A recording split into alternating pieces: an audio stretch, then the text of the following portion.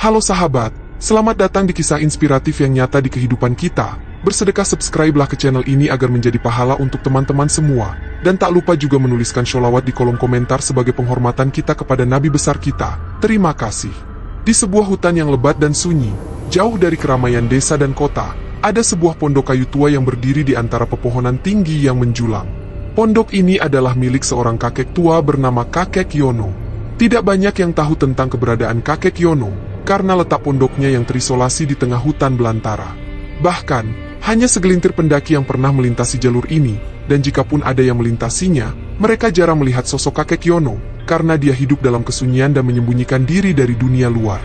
Kakek Yono adalah pria berusia 75 tahun yang tampak lebih tua dari usianya. Rambutnya sudah memutih semua, tubuhnya kurus dengan kulit keriput, dan langkah kakinya pelan namun masih kuat. Matanya tajam dan penuh pengalaman, seperti menyimpan banyak cerita yang tak terungkapkan. Dulu, dia adalah seorang petualang yang sering menjelajahi hutan-hutan liar dan mendaki gunung-gunung tinggi. Tapi sekarang, Kakek Yono lebih memilih tinggal sendirian di pondok kecilnya, jauh dari peradaban, untuk menikmati sisa hidupnya dalam kesunyian. Namun, pada suatu hari, kesunyian yang biasa menemani Kakek Yono itu berubah. Di kaki Gunung Kipas, seorang wanita muda yang cantik, bernama Lisa, tersesat saat mencoba mendaki puncak gunung. Lisa adalah seorang petualang yang gemar mendaki dan mengeksplorasi keindahan alam. Namun, kali ini, dia memutuskan untuk mendaki Gunung Kipas sendirian, meski belum pernah menginjakan kaki di sana sebelumnya. Gunung Kipas terkenal dengan jalurnya yang terjal dan hutan lebat yang bisa menyesatkan para pendaki. Tapi Lisa merasa percaya diri karena sebelumnya dia sudah berpengalaman mendaki gunung-gunung yang lebih tinggi. Namun, takdir berkata lain. Dalam perjalanan menuju puncak, kabut tebal tiba-tiba menyelimuti gunung itu. Lisa kehilangan arah, tak tahu lagi mana jalur menuju puncak atau jalan kembali ke desa. Dia hanya bisa berputar-putar di antara pepohonan tanpa tujuan yang jelas. Rasa panik mulai menghantuinya, membuat langkahnya semakin tak teratur hingga akhirnya dia benar-benar tersesat. Ketika matahari mulai tenggelam, dan kegelapan hutan mulai merayap, Lisa menyadari dia tidak bisa lagi melanjutkan perjalanan. Kakinya terasa lelah, dan perutnya keroncongan karena seharian belum makan. Ketika rasa putus asa mulai merayap, dia melihat ada cahaya dari kejauhan. Sebuah cahaya samar yang berkelip-kelip dari balik pepohonan.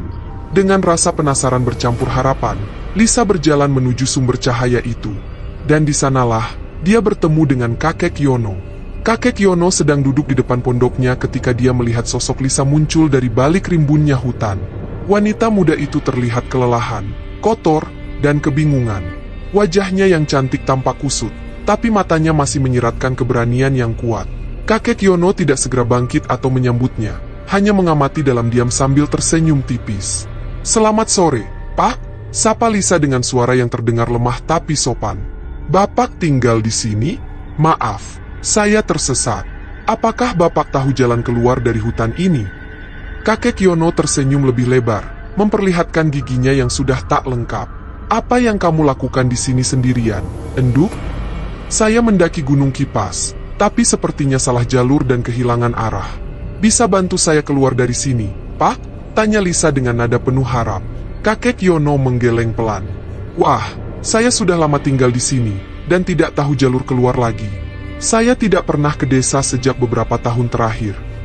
Lisa tampak kecewa mendengar jawaban itu.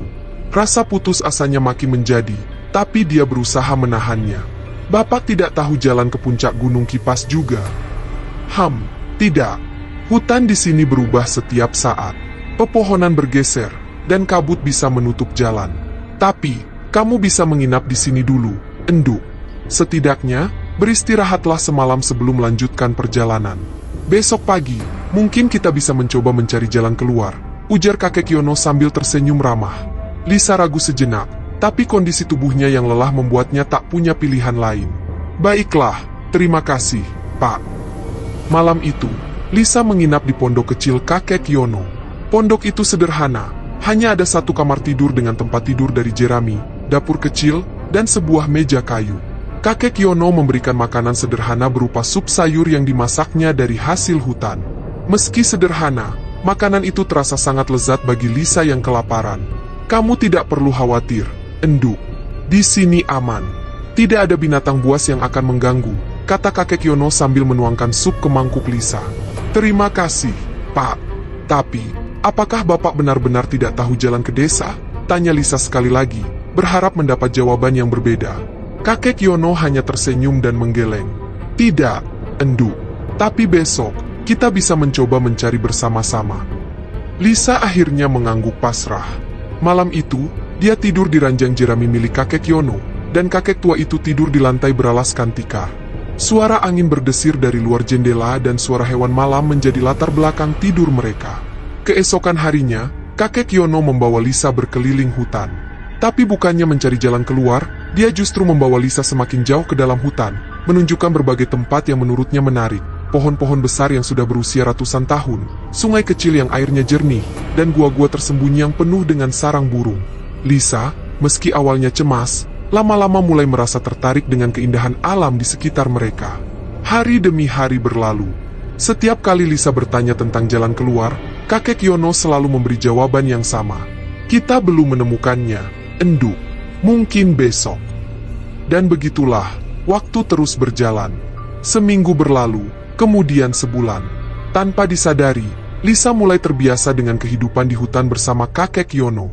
Awalnya dia sering merasa kesepian dan rindu pulang, tapi kakek Yono selalu ada di sisinya, menghibur dan menemaninya. Perlahan, perasaan takut dan cemas itu berubah menjadi rasa nyaman. Lisa mulai menganggap pondok kecil itu sebagai rumahnya. Setahun berlalu. Kini, Lisa bukan lagi wanita yang kebingungan dan tersesat. Dia sudah terbiasa dengan kehidupan di hutan, memanen buah-buahan liar, mengumpulkan kayu bakar, dan memancing ikan di sungai kecil dekat pondok. Dia dan kakek Yono menjadi semakin dekat, bukan hanya sebagai teman, tapi lebih seperti keluarga. Meski perbedaan usia mereka sangat jauh, ada ikatan tak terlihat yang tumbuh di antara mereka. Pada suatu malam, saat mereka sedang duduk di depan perapian, kakek Yono menatap Lisa dengan mata lembut. Endu, kamu tidak pernah ingin kembali ke desa atau kota? Lisa terdiam. Pertanyaan itu sudah sering muncul di benaknya, tapi setiap kali memikirkannya, dia merasa ragu. Dulu, iya. Tapi sekarang, saya merasa sudah tidak punya tempat lagi di sana. Entah kenapa, saya merasa lebih nyaman di sini. Kalau begitu, tetaplah di sini. Temani aku sampai akhir hayatku, ujar kakek Yono dengan suara pelan namun penuh harapan. Lisa menatap wajah tua kakek Yono. Ada sesuatu di matanya yang membuat hatinya berdebar. Dan saat itu, dia menyadari bahwa kakek Yono bukan hanya sekedar kakek tua yang menolongnya. Dia adalah seseorang yang dia butuhkan, seseorang yang telah mengisi kekosongan dalam hidupnya selama ini. Aku akan tetap di sini, kakek. Aku tidak akan pergi kemana-mana, jawab Lisa akhirnya. Malam itu, untuk pertama kalinya, kakek Yono dan Lisa tidur bersama di tempat tidur jerami yang sempit. Mereka memulai hidup baru sebagai pasangan suami istri, meski usia mereka terpaut sangat jauh. Tahun-tahun berlalu, Lisa dan kakek Yono hidup bahagia bersama di hutan itu. Dari hubungan mereka, lahirlah seorang anak laki-laki yang sehat dan tampan. Mereka memberi nama anak itu Joko. Joko tumbuh besar di tengah alam liar, dikelilingi oleh pepohonan, burung-burung, dan suara alam yang menjadi irama sehari-harinya. Meski Joko tumbuh tanpa mengenal dunia luar, Lisa dan kakek Yono mengajarkan banyak hal padanya. Kakek Yono mengajari Joko cara berburu, memancing, dan merawat hutan dengan bijaksana. Sementara Lisa mengajarinya membaca, menulis, dan sedikit matematika dari pengetahuan yang masih dia ingat. Mereka bertiga hidup sederhana, namun kebersamaan itu membuat mereka merasa seperti memiliki segalanya. Hutan lebat yang menakutkan bagi orang luar menjadi taman bermain bagi Joko. Ia berlari-lari di antara pepohonan, memanjat ranting-ranting yang tinggi, dan berenang di sungai kecil dekat pondok. Seringkali, ia melihat binatang liar seperti rusa, babi hutan, bahkan harimau, namun tak sekalipun dia merasa takut, karena dia tahu bahwa hutan itu adalah rumahnya, dan binatang-binatang itu adalah bagian dari keluarganya. Seiring berjalannya waktu, Joko tumbuh menjadi pemuda yang kuat dan cerdas. Dia jarang bertemu dengan manusia lain selain ayah dan ibunya. Namun, anehnya, Joko tidak pernah merasa kesepian. Bagi Joko, ayahnya, kakek Yono, adalah seorang pria hebat yang bisa mengatasi segala kesulitan di hutan, sementara ibunya adalah sosok lembut yang selalu membuatnya merasa nyaman dan dicintai. Suatu hari, ketika Joko berusia 17 tahun, dia bertanya pada kakek Yono, "Ayah, kenapa kita tidak pernah pergi ke desa atau ke kota? Apakah ada tempat lain selain hutan ini?" Pertanyaan itu membuat kakek Yono terdiam sejenak. Dia tahu bahwa hari ini akan datang, ketika Joko mulai penasaran tentang dunia di luar sana. Kakek Kyono menatap wajah pemuda itu dengan senyum tipis, seakan melihat dirinya sendiri puluhan tahun lalu, ketika dia juga penuh dengan rasa penasaran dan semangat muda. Desa dan kota memang ada, nah, tapi tempat-tempat itu penuh dengan keserakahan, kebohongan, dan kebencian. Orang-orangnya tidak seperti binatang di hutan yang hidup mengikuti naluri. Manusia seringkali berbuat jahat terhadap sesamanya. Aku dan ibumu memilih untuk hidup di sini karena kami tidak ingin terlibat dalam kekacauan itu. Joko menatap ayahnya penuh rasa ingin tahu. Tapi, apakah aku tidak akan pernah ke sana? Bagaimana jika suatu hari aku ingin melihatnya? Kakek Kyono menarik napas dalam. Jika suatu hari kamu merasa sudah siap, kamu boleh pergi, nak. Tapi ingat, hutan ini akan selalu menjadi rumahmu. Dan aku harap, apapun yang kamu temukan di luar sana, jangan pernah melupakan siapa dirimu. Jawaban itu tidak memuaskan rasa penasaran Joko, tapi dia menghormati ayahnya. Maka, Joko pun mengalihkan perhatiannya kembali ke kehidupannya di hutan, mencoba mengabaikan dorongan hatinya untuk menjelajahi dunia luar. Bertahun-tahun kemudian, Joko sudah menjadi seorang pria dewasa yang gagah dan kuat. Dia lebih tinggi dari kakek Kyono, dengan otot-otot yang terbentuk dari kehidupan keras di hutan. Lisa, meski usianya telah bertambah, tetap memancarkan kecantikan alami yang membuat kakek Kyono jatuh cinta bertahun-tahun lalu. Sedangkan kakek Kyono sendiri semakin tua dan lemah, tapi semangatnya masih kuat, terutama ketika dia melihat Joko dan Lisa yang selalu di sisinya. Pada suatu sore, ketika mereka bertiga duduk di depan pondok, kakek Kyono memandangi keluarganya dengan perasaan damai yang mendalam. Dia tahu, umurnya tidak akan lama lagi. Tubuhnya yang semakin lemah dan langkahnya yang tertatih-tatih adalah pertanda bahwa waktunya hampir tiba. Joko, Lisa, katanya perlahan, suaranya bergetar dengan emosi yang jarang ditunjukkannya. Aku ingin kalian berjanji padaku. Lisa menatap suaminya dengan mata berkaca-kaca, sementara Joko mendekatkan diri, memegang tangan ayahnya dengan lembut.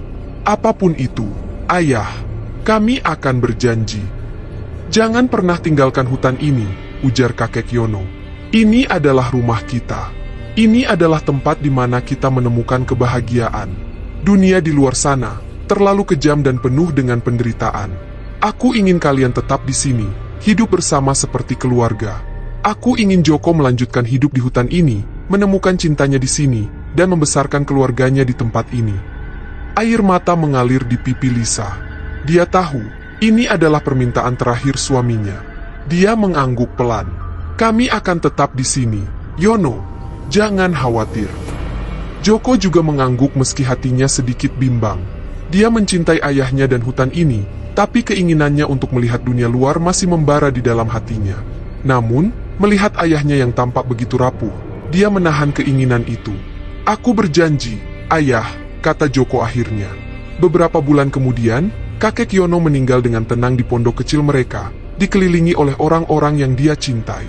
Joko dan Lisa menguburnya di bawah pohon besar di dekat pondok, tempat favorit kakek Kyono untuk duduk dan menikmati pemandangan hutan.